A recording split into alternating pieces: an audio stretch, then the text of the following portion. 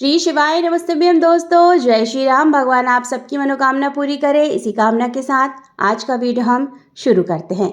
सबसे पहले तो मेरी सभी प्यारी माताओं बहनों को आने वाली वट सावित्री व्रत की ढेर सारी शुभकामनाएं।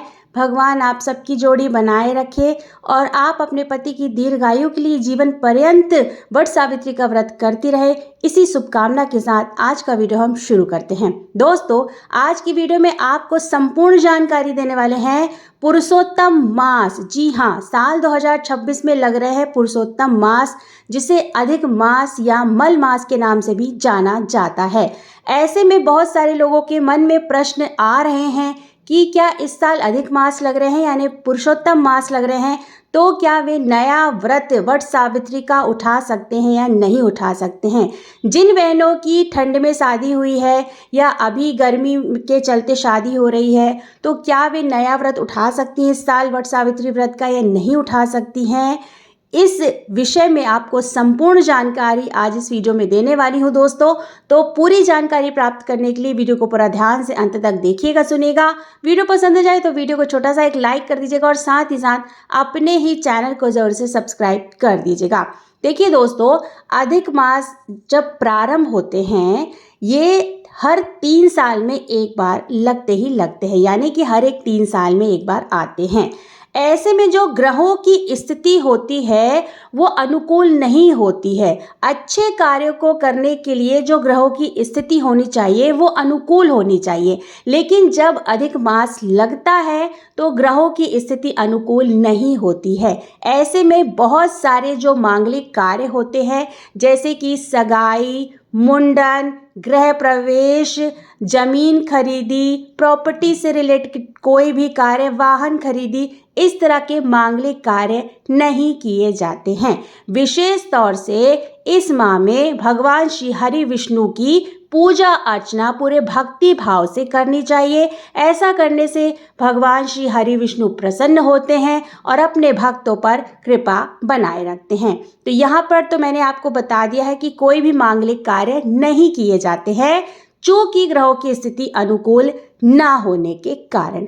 अब बात कर लेते हैं कि क्या हम कोई व्रत नया उठा सकते हैं। जैसे कि अभी वट सावित्री का व्रत आने वाला है, तो ऐसी बहुत सारी बहनों के मन में प्रश्न चल रहा होगा कि अधिक मास लगने वाला है इस साल, तो क्या हम नया व्रत उठाएं या नहीं उठाएं। सर्वप्रथम मैं आपको बता देती हूँ कि साल 2026 में वट सावित्री का व्रत 16 मई दिन शनिवार को पूरे विधिवत तरीके से रखा जाएगा।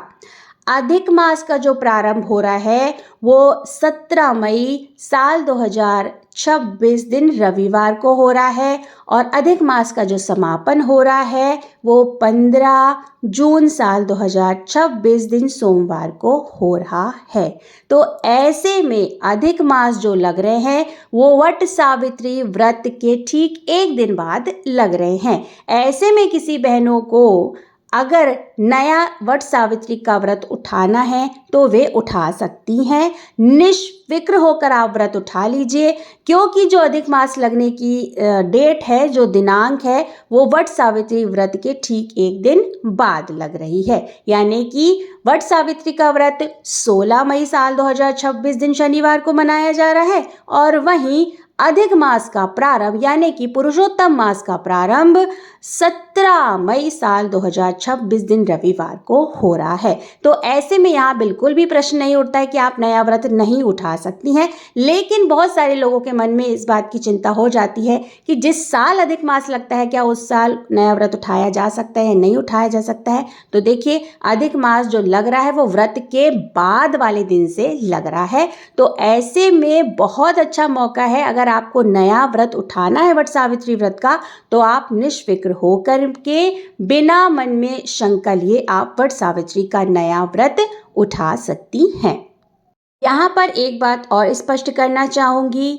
देखिए, साल 2026 में जो अधिक मास लग रहा है यानी पुरुषोत्तम मास का महीना प्रारंभ हो रहा है वो 17 मई साल 2026 दिन रविवार से हो रहा है। अब इसके बाद यानी अधिक मास लग जाने के बाद अगर आप सोचे कि आपको कोई नया व्रत का प्रारंभ करना है, जैसे कि मान लीजिए आपको एकादशी व्रत का प्रारंभ करना है या गुरुवार व्रत का प्रारंभ करना है, तो आप ऐसे में मतलब अधिक मास लग जाने के बाद से किसी नए व्रत को प्रारंभ नहीं करिएगा, क्योंकि ऐसे में मैंने जैसा कि आपको बताया कि ग्रहों की स्थिति जो है वो अनुकूल नहीं होती है। तो हम कोई भी जब अच्छा कार्य कर रहे होते हैं, क्योंकि व्रत जो है वो सर्वश्रेष्ठ उच्च श्रेणी में आता है, इसीलिए अधिक मास लग जाने के बाद हमें किसी नए व्रत का प्रारंभ नहीं करना चाहिए।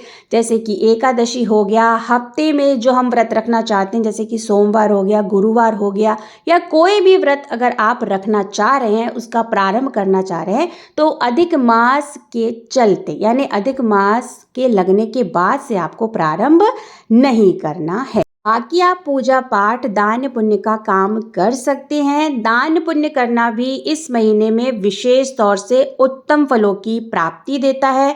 भगवान श्री हरि विष्णु की विशेष पूजा अर्चना आप कर सकते हैं। उनका विशेष आशीर्वाद आपको और आपके पूरे परिवार को प्राप्त होगा।